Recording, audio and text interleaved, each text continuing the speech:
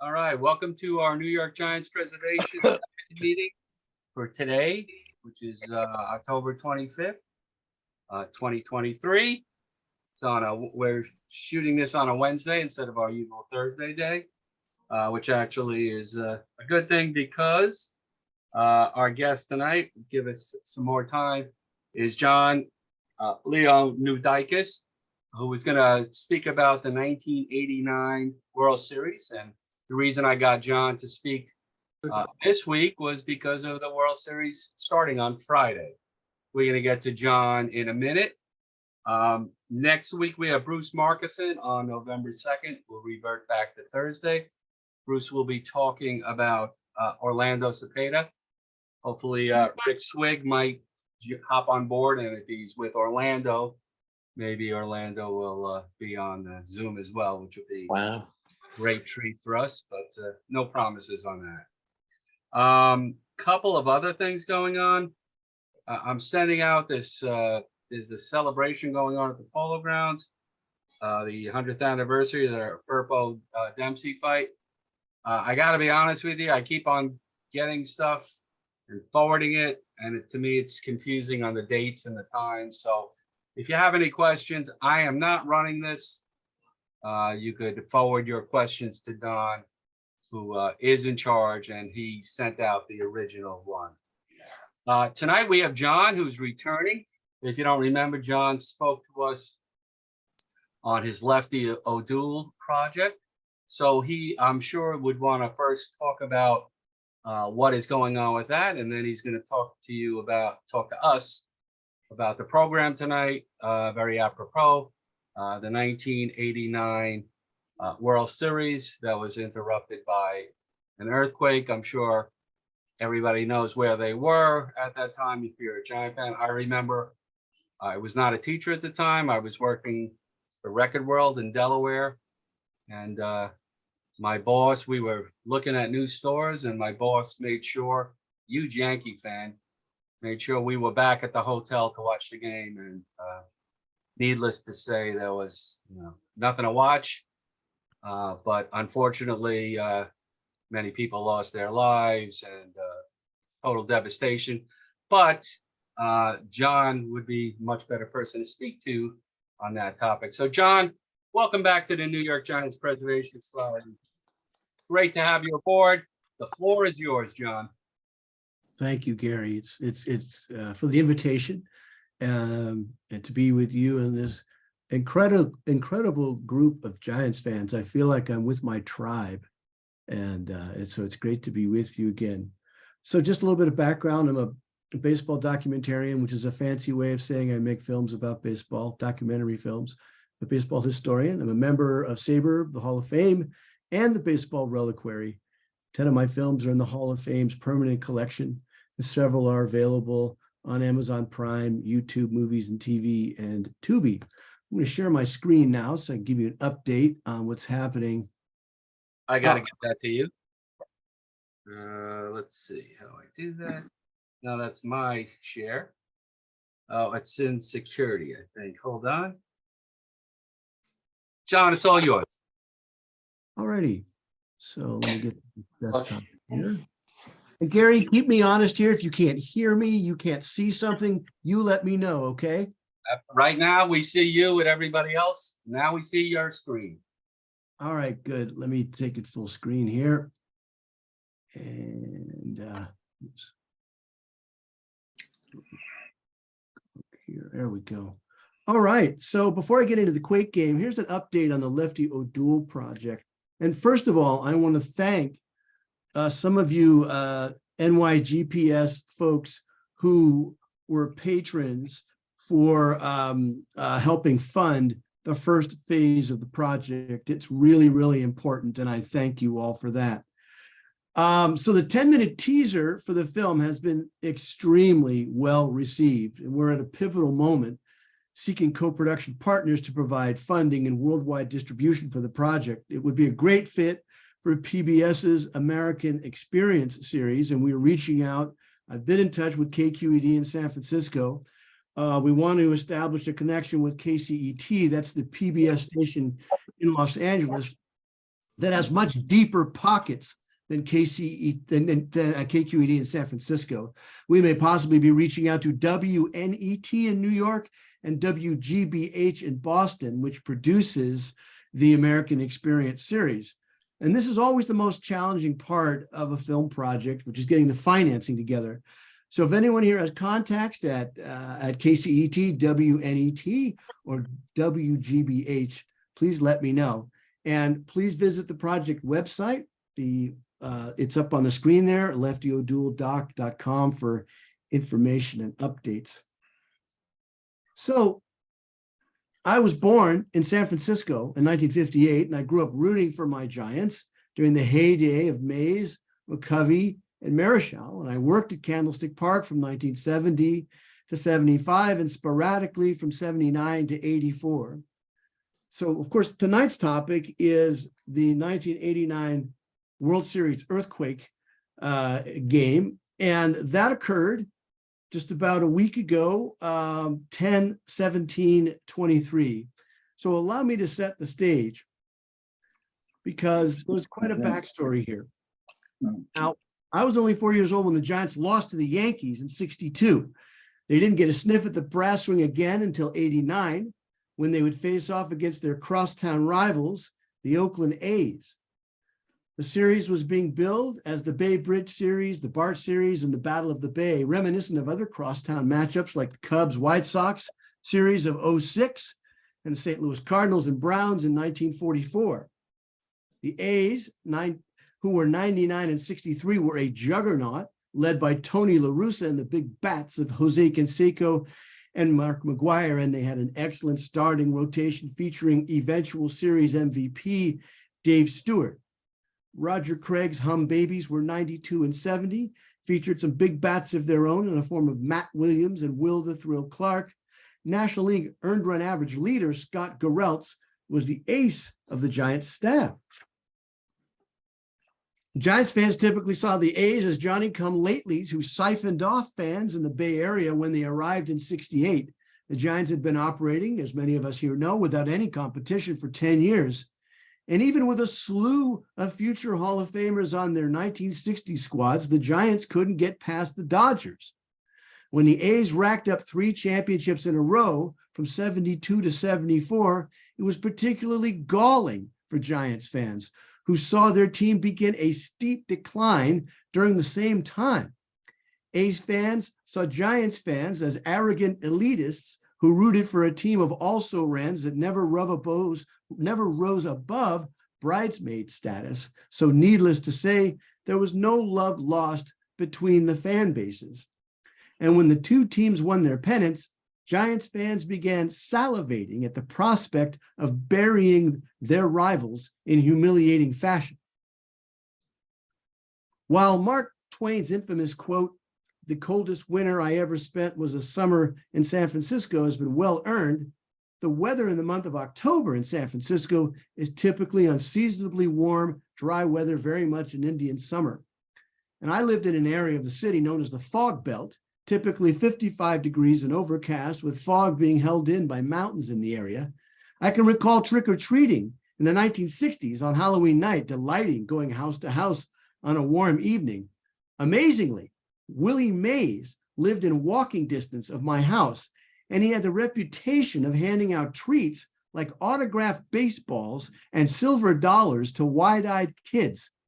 Can you imagine a baseball superstar doing that today? I don't think so. The one time I did go to Willie's house, unfortunately, nobody answered the door, but he was legendary for doing that. But I digress. Let me get back to, oops, looks like we've got a little hitch in the get along here. Hang with me. I'm having trouble advancing my screen. Give me just 1 second.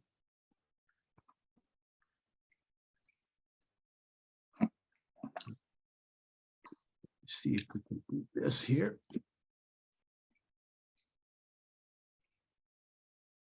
All right, can you still see the screen? No, we only see you. Oh, you only see me. Okay, give me a moment. Let me fix this. We've got to share the screen again. I think you should be able to just take it. Yeah, I should be. Yep. I have a little monitor situation here. All right, so you can see the PowerPoint? No. Nope. Okay, let me share. Back to it. Apologies for the delay. There All you right. go. There we go. All right. So.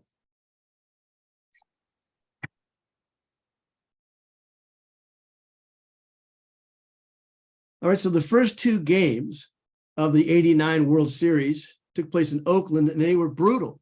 The A's bashed the Giants 5-0 and 5-1. A's pitching allowing just 9 hits in 2 games. And at last, the series moved to San Francisco and Candlestick Park, the site of the Giants' last appearance in the Fall Classic some 27 years earlier. Willie Mays, who played in that series, was in attendance. Giants fans were out for blood, hoping their big bats would get moving with some home cooking. You know, I'm not sure why these, oh, here, I think I need to do, there we go. All right. So I had moved to Los Angeles in 1976 to go to college, but maintained my fierce allegiance to the Giants in Dodger country as an Indian in the fort. My older brother, Tim, had season tickets and invited me to attend Game 3 with him. I was truly ecstatic. Most of my career in the entertainment industry has been as a freelancer, so I made my own schedule. Plenty of time was made to enjoy some R&R in San Francisco with my wife. We were newlyweds, married earlier that previous summer. In film school, we were always taught that having a camera alongside attending major events was a good idea. I had a very good still camera, and I brought a bandolier of 35mm film to cover my first World Series experience. An added bonus was access to my dad's Magnavox VHS camcorder, which retailed for about $800 at the time, which is about $2,000 in 2023 money.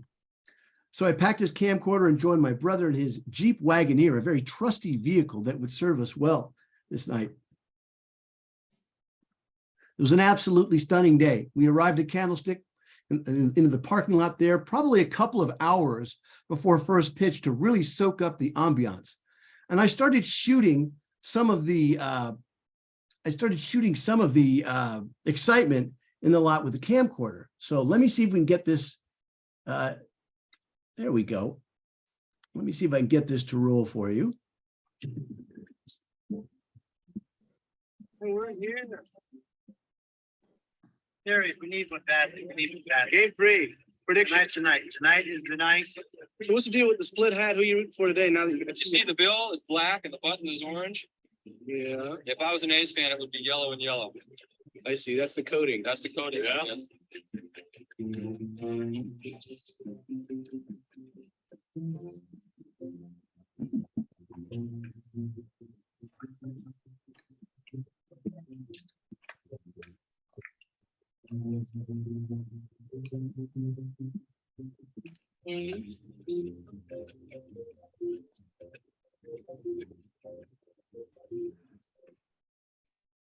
It's time for their t-shirt.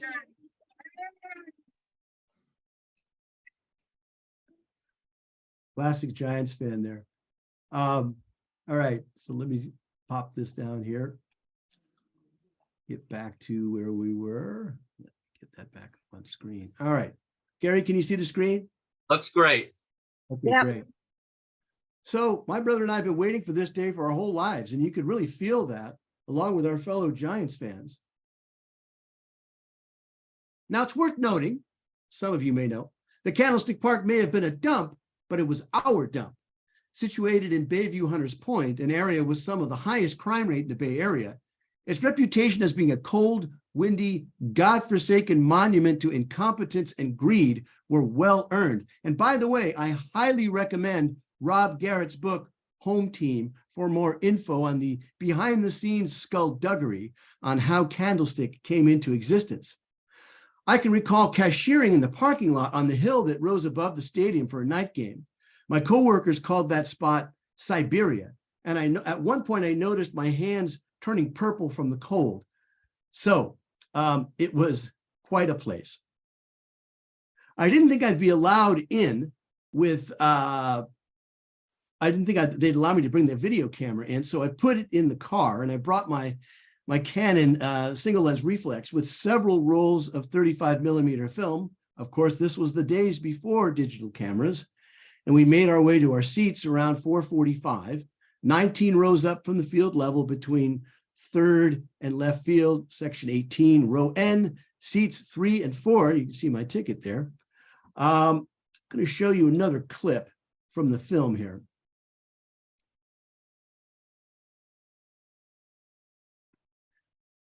Then Oh, that's the wrong clip. Sorry about that. Let me go back to where we were. Maybe just proceed here. All right. Yes. So first pitch was scheduled for 5:35 p.m. So around 5 o'clock, I went to score some hot dogs for our dinner. And then at 5:04 p.m., the earth shook. Then at 5:04 p.m., everything changed. At second base, so the Oakland A's take.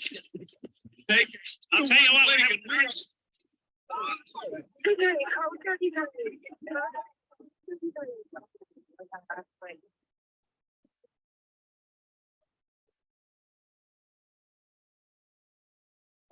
Emergency. Cypress section of the West Grand Freeway has come down.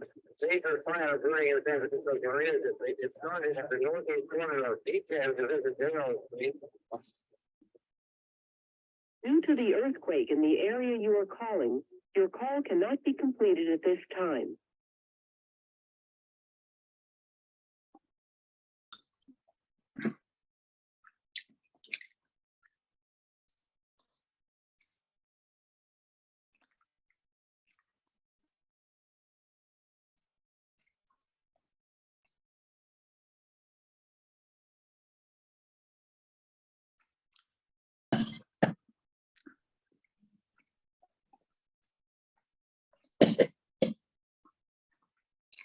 So the records state that the quake registered 6.9 on the Richter scale. If you know anything about earthquakes, anything over a 5 is kind of a big deal. And it lasted 8 to 15 seconds. The epicenter was near the Santa Cruz Mountains, 69 miles to the south of Candlestick. Now, the closer you are to the epicenter where a quake hits, the more you're going to feel the magnitude of the event. I was about 3 miles away from a 4.5 quake in Los Angeles, and our apartment took a really big jolt. And we lived 6 miles from the epicenter of the 6.9 quake that struck Northridge in 1994. And it was far and away the most powerful thing I've ever felt. And it felt like the world was coming to an end. When the quake struck the stick, it didn't immediately register as a behemoth. And maybe that's due to, the fact that the stadium was on a big, giant concrete base. So I asked my brother what he witnessed from our seats, and then you'll hear my take. So let's see if we can get this going here.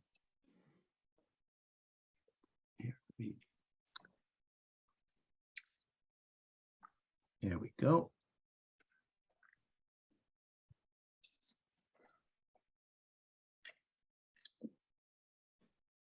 Tell me what happened at 5:04 p.m. when you were sitting here. What was your perspective? I was seated and I was looking straight out into right field here, and I noticed all of a sudden that the whole dish here started to undulate and go back and forth. All of a sudden, the crowd started to react.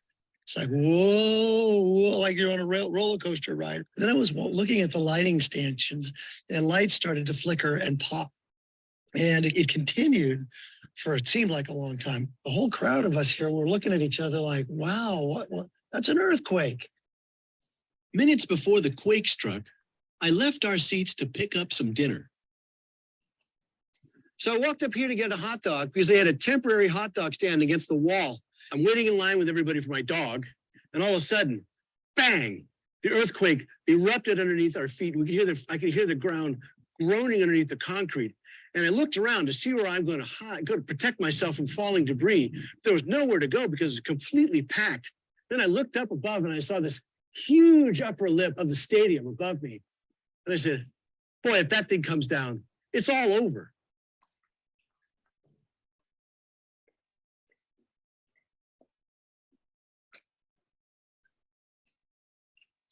So once the quake stopped, there was a huge cheer from the crowd. But when I got back to our seats, there were a lot of puzzled faces. Quite the contrast between the expectations and the excitement of seeing the first game at Candlesticks in '62 and a mixture of worry and tension as fans inside the park got very concerning reports on their radios. Of course, this is before the internet. And this is how everybody here remembers we got information. Okay. So I decided to take panorama photographs of the interior of the stadium to capture the moment. Now, this, of course, is long before iPhones. So these panoramas were made the old-fashioned, where you made them the old-fashioned way. You had to shoot in a sequence of images, panning along on a straight line as much as possible, and then stitching them all together with software like Photoshop to create a composite image. And that was done, obviously, many years later. I was very familiar with that process from documenting for work, location sites for film and television commercials. Now, these panorama photographs remain, to my knowledge, the only panoramas from inside the stadium minutes after the quake struck. And you can see in the photograph below that the people seated in the upper deck, they cleared out rather quickly. As you can see, they didn't need any prompting to say it's probably not a good idea for you to stay in that area. So 3 to 4 years before the quake hit, a civil engineer noticed the stadium had not been retrofitted for quakes for some time. An exploration showed the need to enhance support for the canopy, that's the upper bowl of the stadium. New expansion joints were introduced and may well have prevented a catastrophic loss of life and countless injuries. With the power gone and darkness descending, not to mention concerns about aftershocks and what the main quake might have done to the structural integrity of the park, the game was postponed and fans were asked to exit the stadium. People were remarkably calm and orderly in doing so. And no doubt owing to the experience Bay Area residents had with earthquakes. So we got out into the parking lot and it was kind of a wild scene because it hadn't really sunk in to everybody there what had really happened. And as a result, there was almost a kind of tailgate atmosphere. So here's another scene from the film. What section is that from? 51. Hello. Where were you when the quake happened?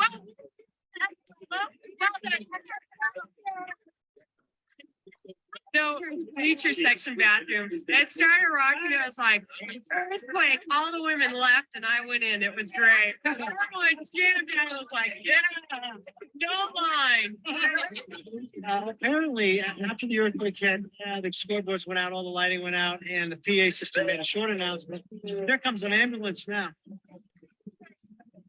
I wasn't to my seat yet, no, and I felt the thing. I leaned up against the wall and I looked out towards the parking lot here. And I could see the beams. Was it about 5 o'clock? About 5 minutes after. I heard we were going in. I heard earthquake. And I said, walking on the outside. You can't get out of my car from here. All circuits are just. Oh, really? So you guys never made it inside? No, we were on our way in. Were they not letting people in? No, well, at the time they were. At the time they were. And all of a sudden it happened, and it was like everything just stopped. All the people just, I think, on their own decided to come back out. We were in and amongst a lot of the limousines and so forth. We were trying to make our way out with those guys. Even though you had told me while we were sitting here about the news reports, I don't think it really sunk into me until I was out in the parking lot and somebody had a battery-powered television, and we saw the televised news footage of the section of the Bay Bridge that had collapsed. And we also saw the blimp footage of the fire. When that happened, I felt that the tension just got ratcheted up. And I looked at you and I said, we better get out of here. So things were getting anxious. Let's see. Now, as most Candlestick veterans know, Hunters Point was not a place where you wanted to linger when nightfall came. Combine that with more information rolling in about the calamity the quake caused, the tension of the moment increased when everybody tried to exit the area at the same time, resulting in massive gridlock. My brother and I followed reports on the radio while stuck in traffic trying to exit. An older gentleman appeared and knocked on my brother's window. He and his aged father and 2 others with him were stuck. They'd been dropped off by a cab as people began exiting the stadium. He told us his party had walked around the outside of the stadium trying to find a ride to their hotel downtown in Union Square. Now, public transportation wasn't working, and there must not have been many cabs around either.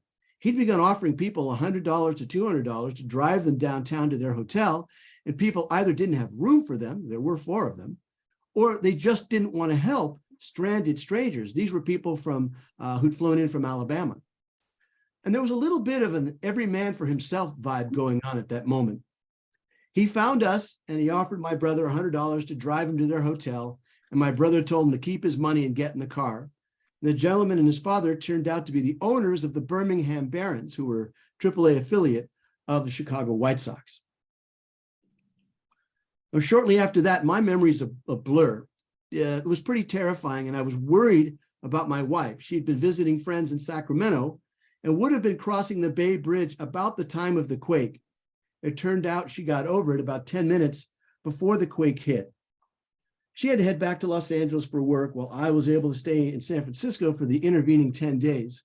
I visited friends in the city and collected television news reports via VCR. It was all, of course, mostly sad and awful, and it hurt to watch my city and the Bay Area bleed. Commissioner Fay Vincent put the series on pause to allow both stadiums to be checked for damage and the search for survivors to be completed. The A's moved out of town to practice and keep sharp, and the delay allowed the A's to reset their rotation, and ace Dave Stewart was to start Game 3 against Scott Garrelts again. So I used my rain check on the ticket. That's the first time of all the baseball games I've ever gone to. The only time I've ever used a rain check was to go back to the Quake game. Of course, the atmosphere was completely different. It was subdued, and I got a sense that everyone there felt lucky to be alive and be able to go to the game. The sense of rivalry was gone, replaced by people dealing with the shared experience of a traumatic event. There was a moment of silence at 5:04 p.m. The cast of Beach Blanket Babylon, the zany, long-running musical theater show, led the crowd in singing San Francisco, the old Jeanette MacDonald movie song, and fans had been handed the lyrics to the song as they entered the park. Sadly, of course, the A's continued to pound Giants pitching. If the A's had a weakness, it was their middle relief. But the Giants were really no match for La Russa's team, and the series mercifully ended after the A's took Game 4 to sweep the series. The Giants wouldn't get back to the big dance again until 2002, where they lost in 7 to the Angels, and thank God for Bruce Bochy and the 3 championships that they won in the 2010s. What struck me the most about the aftermath of the quake was how the community rallied to rise from the rubble. You know, there was a little bit of looting. That's always going to happen in a major metropolitan city, but it was really nothing compared to people who started freelancing and helping others. When we drove those stranded people to their hotel in Union Square, of course, traffic, I mean, the power had been knocked out in the city. I mean, you couldn't see the city's skyline. The only thing that was lit back then was the old Mint off of Market Street because they had auxiliary power. So we saw people in the street volunteering with flashlights to be the traffic lights to help manage the traffic downtown because the traffic lights had been knocked out. And I thought it was remarkable to see that. Well, some years later, I thought my eyewitness experience could make for an interesting documentary. It was a strong 3-act story and no one had made a film about it. I made 2 versions, one that came out in 2009, and that had played at a couple of film festivals. But a bit after I made that version, I felt that something was missing, and that something was Candlestick. As far as I was concerned, the stick was practically a character in this story, and I felt the need to rent it out while it was still standing and film some critical interviews there, some of which you saw just a moment ago. I was able to do so, and my brother and I sat in our very seats from that day. I even had the fellow we rescued, Dr. Robert Levin, join us for a reunion at the very spot we met that fateful day. And we'd not seen him since 1989. And I think we shot this at like in 2014 or 2015, something like that. So I put that material together for my film, which is called The Day the World Series Stopped, and you can watch that on Amazon Prime. I think Gary's got the link to it on the site there. Now, coincidentally, ESPN was making a film about the quake that was directed by an A's fan. It came out after mine, and I feel that they complement each other. The ESPN offering is called The Day the Series Stopped, and it had a macro perspective while mine was micro. And they contacted me, the filmmakers, and they wanted to interview me for the project, and I agreed. And we set a date, but then they called me and they changed the date to a day where I was going to be working on site for a client. I asked if they could move it to a day earlier, a Sunday, and was told no, they couldn't do that. And I wasn't going to be compensated. And they were going to come to my home to film the interview, but I could not give up a day's wages with no guarantee I'd even end up in their film. So I declined their invitation. Now, of course, any loss of life is terrible, but big quakes like this that strike major cities usually end up taking a lot more than 63 lives.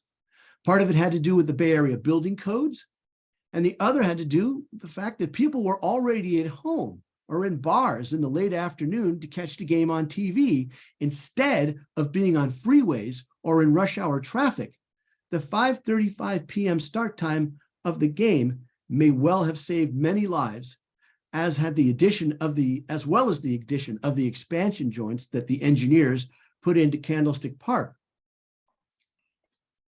During the making of the second film, I drove back to the block in the marina where several people had died in collapsed apartment buildings. Now, much of the land in this area, ironically, had been built on top of debris from the 1906 quake. The Loma Prieta quake had burst gas lines, which started the fires in the area. And just like 1906, the fire department had no access to water from fire hydrants. So the fire department's fireboats and many volunteers helped bring water from the nearby bay to fight the fires. Standing outside a large apartment building that had been rebuilt, I recalled the stories of people like young Scott Dickinson, an infant who died in his mother's arms as she tried to exit the building when an interior stairway collapsed. And Scott had died from dust inhalation. There was a couple in their 30s who had expired in each other's arms inside their apartment. My wife and I experienced another major earthquake in Northridge in 1994, also hitting 6.9 on the Richter scale. And we started to feel like these things were following us around. I do keep in touch with Dr. Levin, who's a PA announcer at Old Rickwood Field in Birmingham, Alabama these days, and he's alive and well. Another 6.9 quake hit north of Los Angeles in 2019, which caused significant damage to our pool, which had to be replastered and retiled. So earthquakes, if you don't know it already, are a major bummer. Our home will be paid off in about 6 years, and as we close in on retirement, I thought it was time to obtain earthquake insurance. Our house is one of our largest assets and likely the last home in which we will live. What would we do if it was flattened and didn't have quake insurance? So we take quakes seriously, and we have go bags pre-packed in our cars with basic essentials to be able to survive for at least 72 hours if a major quake hits, because of course, one can never be too prepared. As I mentioned, you can watch the film on Amazon Prime.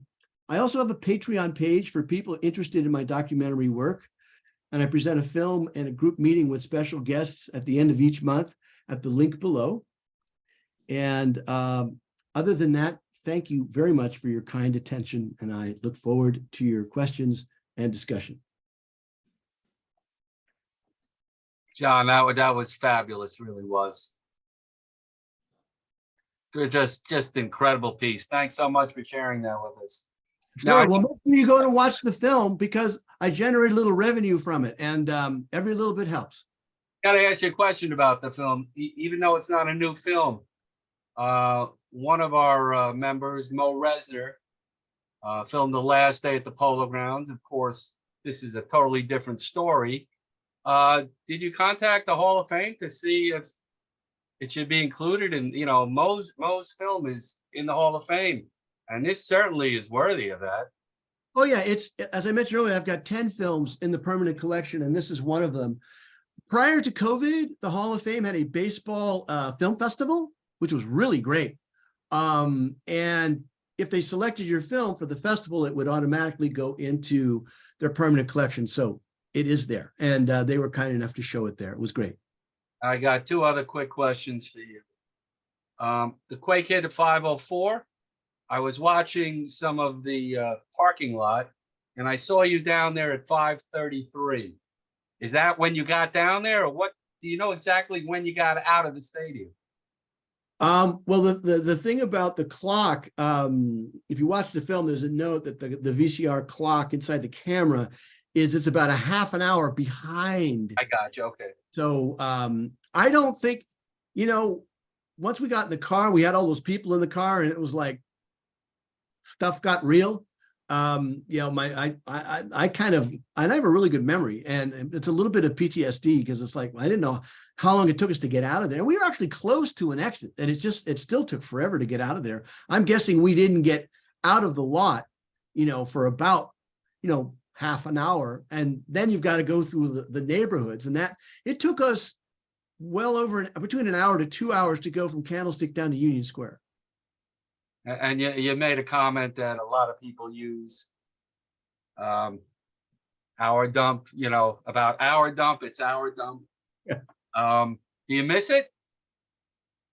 You know, I do in a way. You know, when we went, I mean, I was I'm by, you know, the time the Giants got out of there, and of course I'd gone to a lot of 49er games there.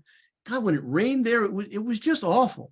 And I didn't have a warm feeling about it at all. But when we went back to film that day, you know, I got very nostalgic, and I found that I loved Candlestick, and it meant a lot to me. I remember driving by as a kid, going 101 North, and you'd look off and you'd see that beautiful ballpark there, and I would get goosebumps because that's where Willie Mays and Juan Marichal and Willie McCovey. This was Mecca, and I would always get excited about it. So I'm sad that it's gone, but we'll always have it in our memory. And I'm going to turn it over to some other questions. Just the cover of your video is wonderful. You look like a lefty Scott Garrelts, I'll tell you that. Bill Klink, you are up. Bill, unmute.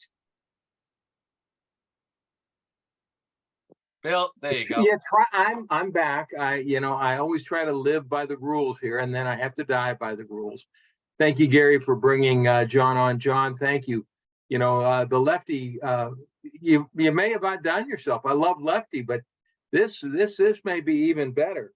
I wanted to ask you where you got some of those photos, especially some of the more gruesome photos that I saw there. I saw at least one photo. I am sure there was a dead body in one of those cars. Where did you get those photos? Because you didn't shoot that. Where did they come? No. These are photographs, you know, shot by news journalists that I collected and used in the film. Yeah. But a very deep dive. One of my cinematographers on this film he's won a Pulitzer, and he's been shooting in the Bay Area for about 40 years. His name is Carl Munden. And so Carl knows a lot of the photographers in the area and helped me track down some of this material. And some of the stuff there was a film made by like the state of California or the Highway Patrol that kind of documented it. And so because when you are getting ready to make a film like this, you drag the world for all the content you can drive. And so it was a really deep dive on eBay, other places on the net, talking to other people that I knew in the city to make sure that, you know, we had a lot of material to represent the narrative. Yeah. My early studies after I got out of college, I was in urban and regional planning. And that presents my next question. What changes did they make in the building code, particularly to secure the marina and structurally underneath to support that? It was built on such crap that how did they how did they assure the residents, especially in the marina that was so badly hit? How did they work that out? What changes were made? What happened to the homes there? Well, the homes in the marina got rocked. I can't answer your specific question about how they engineered, putting up some sort of a floor over the debris. But I do know, I did hear stories. Now, this is apocryphal stuff that, cracks and stuff around the area, that the pieces of the bay were starting to come up. Yeah. And Joe DiMaggio lived down there. Yeah. His house got red tagged. There's a pretty amazing, again, apocryphal story. We don't know if it's true or not, but his house was red tagged, meaning no one's allowed to go back in. But Joe supposedly had a couple of buddies go in there with the cops' supervision. It came out with 2 giant hefty bags filled with $600,000 hard cash from signing bats and baseballs. That's a story. But the marina was badly beat up from the gas mains that had ruptured, the fires, and some of those homes down there were pretty old. And I think some of the other changes they made to the building codes, I think after a certain, and I couldn't tell you what year it was, maybe it was after 1970, that anything new that had to be built had to, be able to withstand, a certain kind of a magnitude quake. And of course, they really discouraged anything that had masonry, anything, because masonry bricks, that friction gets going and it just peels apart and it crumbles. A bunch of people were, not a bunch, I would say, I think you saw some of those cars that were crushed. That was near Bluxom Street in downtown San Francisco. And this one building had a big brick facade and those things came down and it just, killed a bunch of people.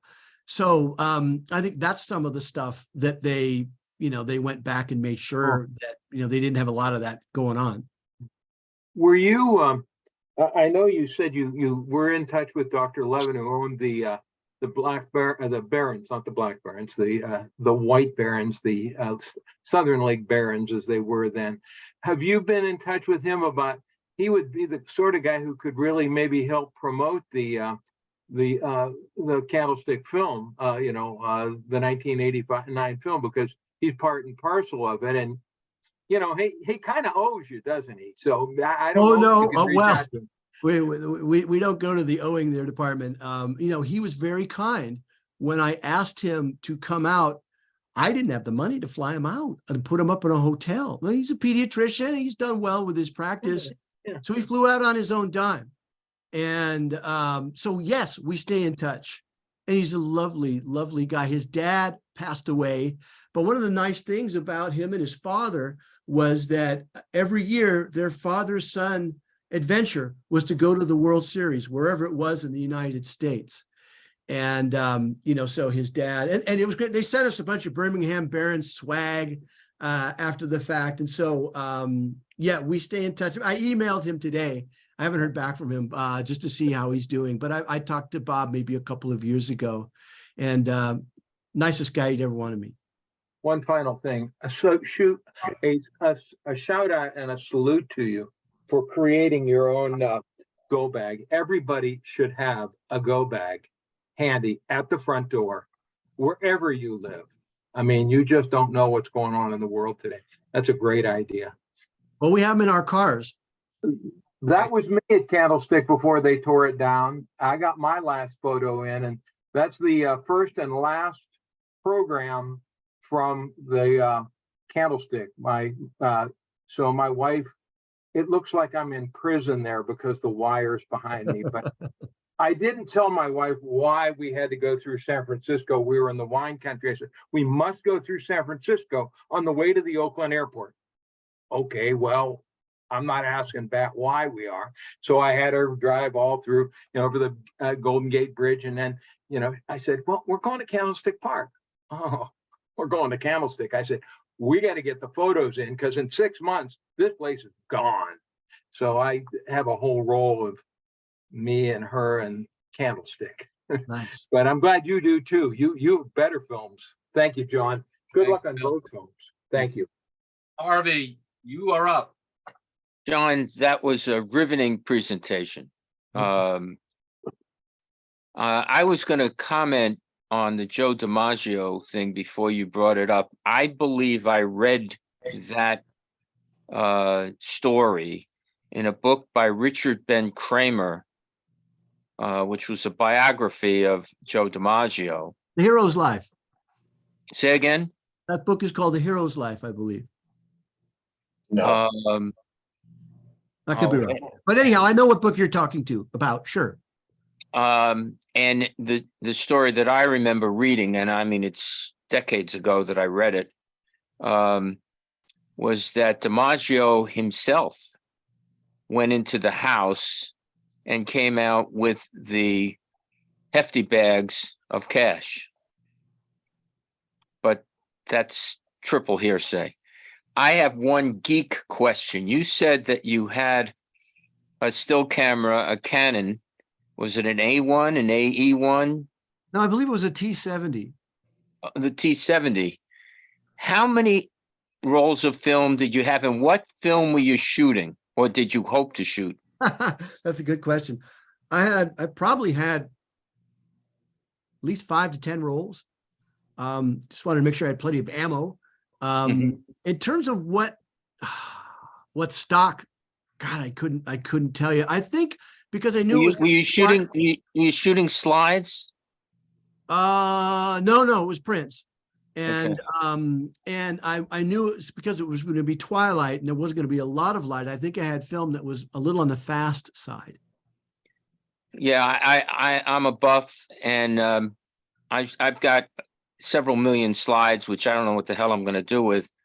I got to digitize them, but the so-called fast film that I was using in those days was a Kodak product, Ektachrome 160, which could be pushed to 320. Anyway, enough. I'm putting everybody else to sleep with that. Thank you very much for your presentation.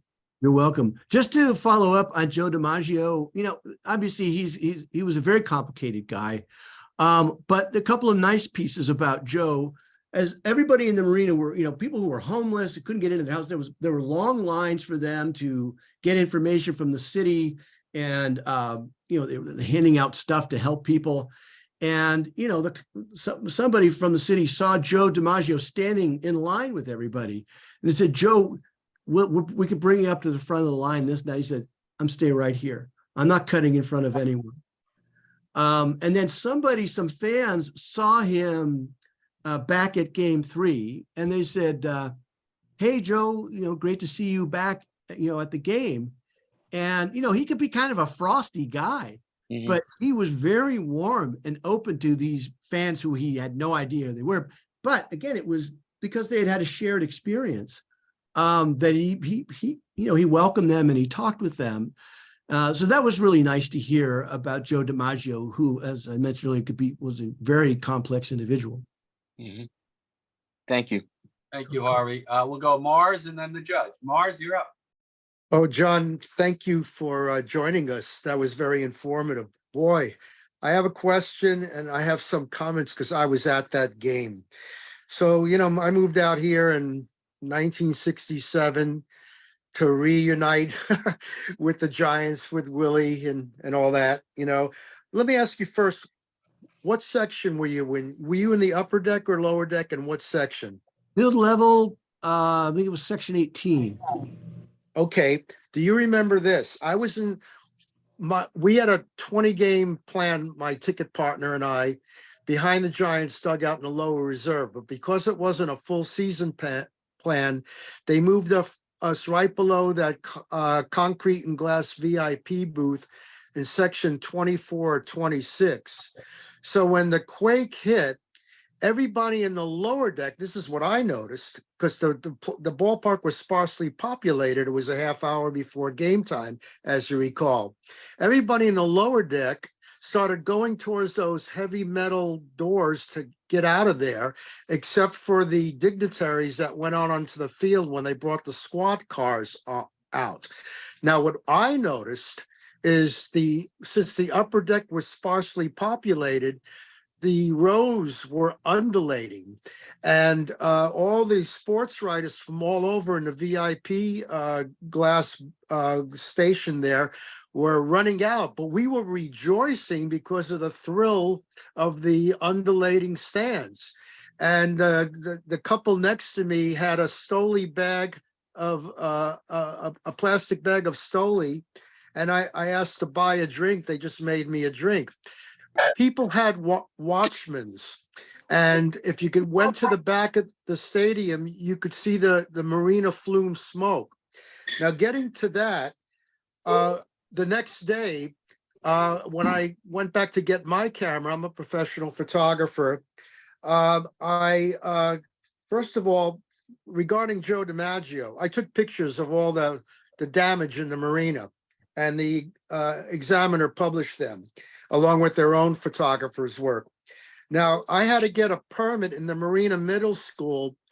Joe DiMaggio was right in front of me online to get that permit, because a friend of mine, this guy Arthur, an elderly gentleman, owned a gas station across from Ebbets Field, and his apartment, which was on the 3rd floor, became the ground floor. And I had to get a permit to help him out to get in there to get his, he wanted me to get just family pictures, not his wife's fur coat or jewelry. But when I went to the Marina Middle School to get a permit, I was right in back of Joe DiMaggio, you know? So I wanted to mention that. The other thing is the newspapers, the Chronicle and Examiner, their stories were overestimated as far as the deaths go. They reported something like 250 deaths. There were only 50. And 63. there was a, pardon? 63 perished. Okay, but they reported about 250. And one of the folk heroes in the Cypress structure was a guy named Buck Weaver. He was trapped and he was a diabetic, and I think he died. He was a plumber by trade. Do you remember the name Buck Weaver? Yeah, I remember the story of Buck. Yeah, everybody was rooting for him. Right. They made him like a folk hero, you know. But you know, the thing is about, and then you mentioned the expansion bowls. I heard they put that in before the season started or during the summer. And you're right, that probably saved a lot of lives, you know. So, I mean, that was on my mother's birthday too, October 17th. So all that is so vivid in my mind. And then, you know, like I had been separated, and in Crocker Amazon neighborhood is where my former wife and I had bought a house. I slept over there. Since there was no power, they bought boom boxes out on the street. It was Indian summer to get the news. And they brought all these liquor bottles up. And for the first time in San Francisco, because of the warm weather, I saw a block party like what we used to see in the summer in Manhattan, block parties. But the warm temperature and no power dictated that. So what a memory. And I'm so happy that you came on to join us and rekindle all those memories for us. Thank you. You're welcome. The other thing I wanted to mention was there was a worker from Candlestick who was going up a light standard. I don't know if you can like change a bulb or something crazy, but he rode that earthquake out way, you know, he had to have been like maybe 200 feet up, and he hung on for dear life. Just like a bucking bronco cowboy. And of course, he was all harnessed in, but that doesn't make it any less scary. But anyhow. Thank you. Thank you, Mars. I just want to make a notation to everybody here. We have the marvelous Bob Lurie in the group here tonight. I know Bob is muted, but if Bob ever wants to unmute himself and chime in, you know how much Bob loved Candlestick. I'm laughing at that, but maybe this one day his disdain for the park maybe would have lessened. Bob, are you with us? Yes, I am. I would comment about you just talking about the fellow that climbed the pole. He was not a worker. He was a fan who had too many beers, and he was lucky to hold on. And he admitted when he got down at the bottom that it sobered him up. Bob, So, Bob, it's wonderful hearing from you. so I enjoyed the talk, enjoyed all your comments about what went on and the history of it. Very accurate. Thank you, Bob. You and I spoke earlier this year about Lefty O'Doul, so it's nice to see and hear you. Absolutely. Bob, please hang around. Maybe others will have some questions for you along with John. Judge Jim, you are up. Thanks, Gary. John, it's good to see you again. We always enjoy your presentations. You mentioned 63 people perished in the quake. Were there any injuries inside the stadium? I don't think there were any deaths. Were there any injuries? No, I mean, I think there was a report, someone might have had a heart moment. You saw that ambulance leave the ballpark there. There were stories up around section 51, way in the upper deck, center field, I think maybe right center. Some chunks of the stadium came loose and came down. You saw a picture of that guy. He was holding a chunk of the stadium, but no. Hello. Okay. Yes. And the other question I have, I'm interested in the public Hi, safety Carla. aspect of this. It was almost like, I think you described it as a tailgate atmosphere outside. So with the exit from the stadium, would you describe it as a controlled exit, or was it chaotic at all? Or what were they saying over the PA? Was it a run for your lives, or was it no, everybody has to leave? How did that exit work? The PA announcement was that, we've lost power.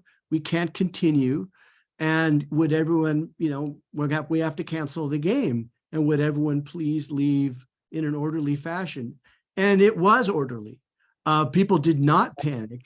It was real credit to everybody there that they left the game as if the game had, it was strike three and the game was over. I think my personal feeling is that once we got out of the parking lot, yes, there was very much a tailgate atmosphere because it hadn't registered yet with everybody, but the bridge collapse and the fires and the awful freeway collapse where 44 of the 63 died. So nobody had really processed that or knew about it, and everybody's in shock. So yeah, and of course you've had people who've had a few beers by that point.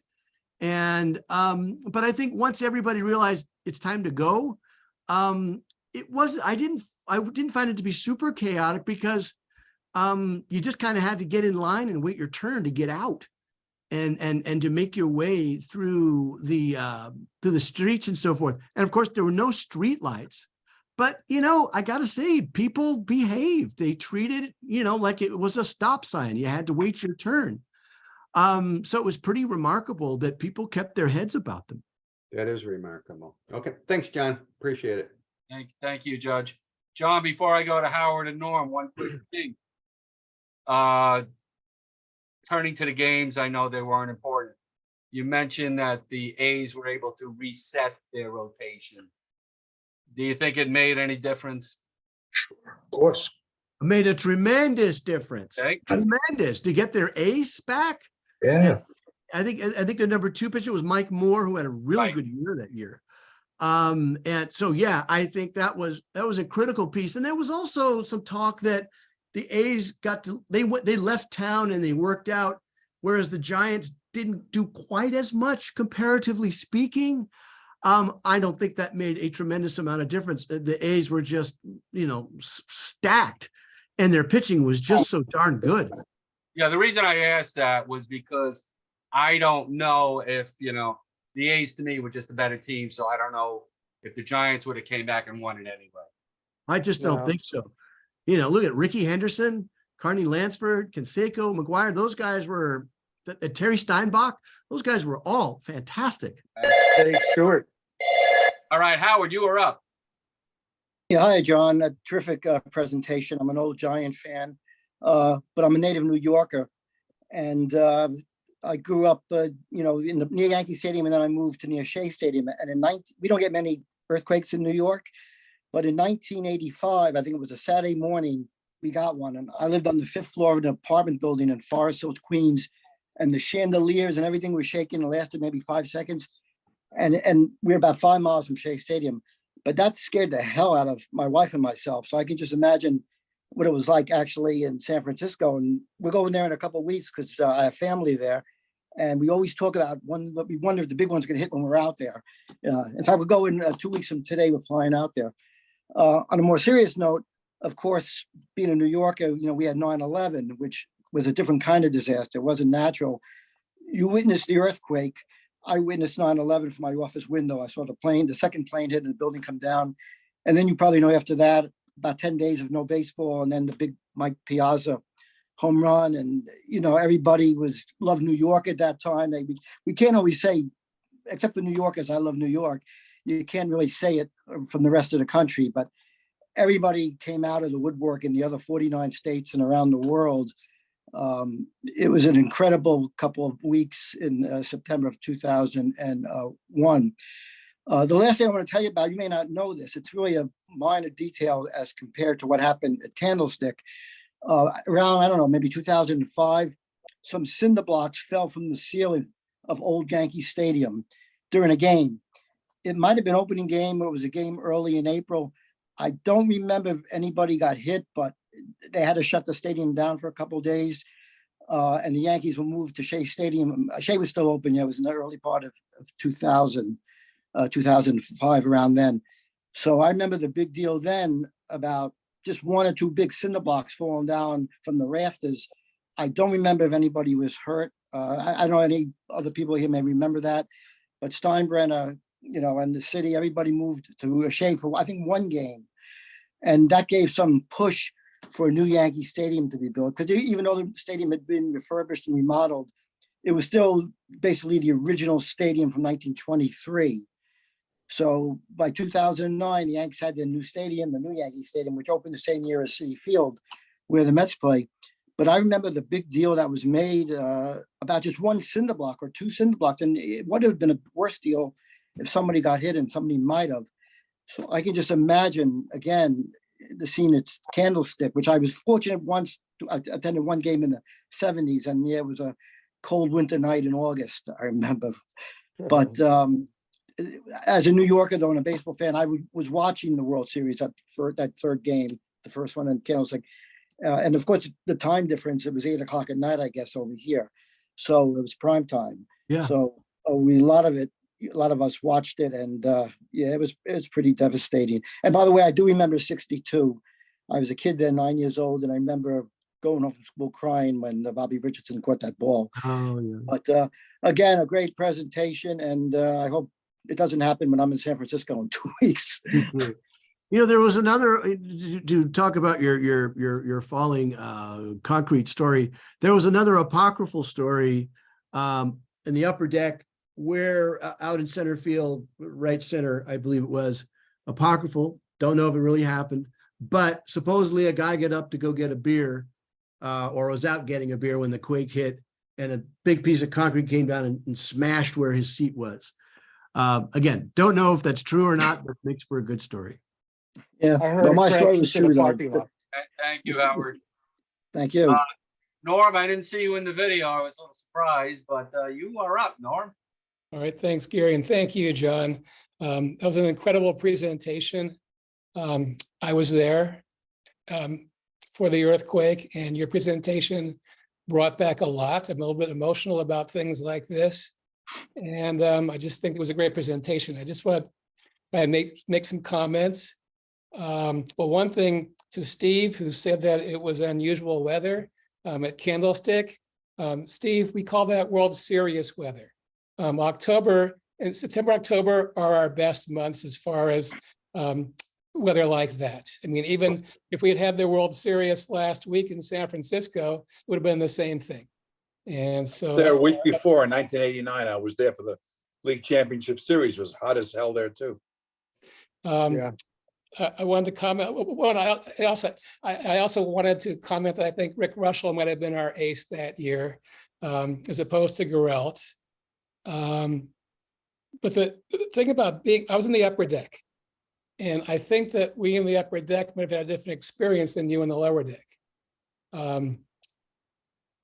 First of all, at 5 o'clock, I think I've told the story before at these meetings, but I'll tell it again. At around 5 o'clock, the crowd started yelling, "Go Giants, go Giants." And they were beaten and they were hammering, "Go Giants, go Giants." 5:04, the earthquake happened. And at first, we thought it was just the fans with the "Go Giants" and the pounding their feet and the whole thing, until the light standards started swaying back and forth. And then it was like, and you could hear the whir of the light standards. And it was like, whoa, what's going on here? I was born in San Francisco. I'd been through earthquakes. It was an earthquake, okay? But when the earthquake ended in the upper deck, we were all charged. It was like, whoa, it's the World Series and the earthquake, and now we're gonna play ball. And then as Mars mentioned and someone else mentioned, 3 rows in front of us, someone had a Sony Watchman TV. And all of a sudden we're looking and seeing the deck of the bridge collapsed. And my first thought was, if I wasn't at this game right now, I very well am on that bridge driving home from work, because that's when I drive home from work. And it was like, oh my God, what is going on here? They're showing some fires and they're showing different things going on. And that feeling just overtook our section and a lot of the upper deck. And so you talk about calm. When they said to leave the ballpark, we weren't calm in the upper deck. We were numb. It was like, oh my, it was like we had no feeling. And now we're walking, and we're all crowded walking down those ramps to get out of the ballpark. And you're right, it could look like calm because it was total silence walking down those ramps. Shocking. Yeah, we were in a state of shock. Yeah. And then you get the parking lot, and yeah, we saw some of what you're talking about, people, yeah, excitement and all of that. But that wasn't registering. For us, it was still, oh my God, what just happened? I lived in San Francisco. I did not get home until 9 o'clock that night. We were redirected through Hunters Point. It's dark, as you say. It wasn't the best area to be in. And then when I got to my neighborhood, there were people out like a neighborhood watch. On all ends of the block, there are people there checking everyone who wants to go through to their home. And when I got home, the power was still out. And let's just see, I started writing things down as you were talking, because you're just bringing so much back to life. But that's all, just to give my experience and how you were able to bring that back to life. I'm very emotional. It's not a happy experience, but it's an important experience. And what you're doing with your documentary is important. And I thank you for that. Well, thank you, Norm. I'm glad you got out of there okay. One thing I will remember, like I said, I was waiting in line for a hot dog, and after the quake stopped, a huge cheer went up from the crowd, like, all right, earthquake, yeah. Well, because they didn't think anything was wrong. And then as we were waiting to hear what was going to happen, I don't know if you remember this, Norm, but we hear the fans saying, let's play ball. Let's play ball. This big cheer was going on. And then, 10 or 15 minutes later, but my brother mentioned, and I'm not sure if you saw this too, that because I wasn't at my seat and I couldn't see the field, but the sine wave of the quake rippled through the whole field. You could see dust shot up from the infield and the warning track as it ripped through the area. I thought, I don't think anybody captured any footage of that, but people said that indeed happened. The other thing I wanted to mention is when we got into downtown San Francisco, when we took these people to their hotel in Union Square, it was surreal, because there were people in neighboring hotels, and these are tourists, right? And they're all wandering around in a daze, and they've got candles. So it had kind of a spooky quality to it. And when you went into the central area, not far from Lefty O'Doul's restaurant and stuff, where iMagnet and all these enormous windows from these department stores come down crashing down onto the street. It's amazing nobody got hurt, but there was tons of glass on the sidewalk and the street. And yeah, it was just incredibly surreal moment to sort of experience all of that. Just one more comment and then one question. The comment is, Gary, we would have won that World Series if there had been no earthquake. Okay, let's just end that right here. I We were disagree, into it. The Norm. crowd was ready. The team was ready. We were going to win. I disagree, Norm. I Oakland had know, the, Mars, clearly but the better tough. team. And I'm a Giants fan, but Oakland clearly had the better team.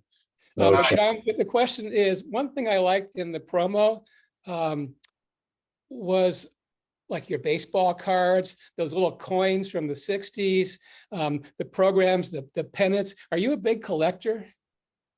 Yes, I have 2 man caves, not 1, but 2 filled with stuff. Cool. Thanks. It looks a lot like yours behind you. Although yours looks a little nicer. I like to ask, because it's very pertinent with John. Bob, Lori, Bob, when you were at the stadium that day, who contacted you? Commissioner? What was discussed with you? When were you let in on what was going to happen? You're muted right now, Bob. Unmute. Bob, we can't hear you. You're muted. 1 second. Bob, do you know how to unmute? Right now you're muted, and we'd love to hear you. Bob, you're muted. Does he have to get it off? Okay, I think he's unmuted. No, he's not. Yeah. To do. But there we go. Bob, go ahead. Start from the beginning. Now we can hear you. We talked about originally, the thought was probably can play the game. And then we found out how much damage there was with the thought of the Bay Bridge, it was decided very quickly that no, we can't. One comment you might, John, I don't know whether I don't think you would know, is that we had a meeting with the commissioner a couple of days later, and he wanted to move the series to San Diego. And to say that I was upset with that comment is an understatement. I said, how hard have we tried to keep the Giants here? We've kept the Giants here, and the fans have supported us. And now you want to take the game to San Diego? Well, anyhow, we changed his mind pretty quickly. And we had, I think, if I remember, it was a 10-day wait before the series resumed. And away we went. So I've almost recovered. I know it's been a long time, 89, and I've sort of recovered, but not really. For those of you who do not know, Bob was added to the Giants Wall of Fame a few years back. Well deserved, Bob. And again, Bob, thanks for hopping aboard. And I got one other comment for you. The Giants today hired Bob Melvin. I know he was, a player during your tenure owning the team. Please let him know he's more than welcome to join us here and speak to us. Okay, well, Bob is terrific, and I'm just thrilled that he is back as a manager and that they selected him. I think it'll be terrific. Terrific. Anybody else have a question for John? John, hope you do well with Lefty O'Doul.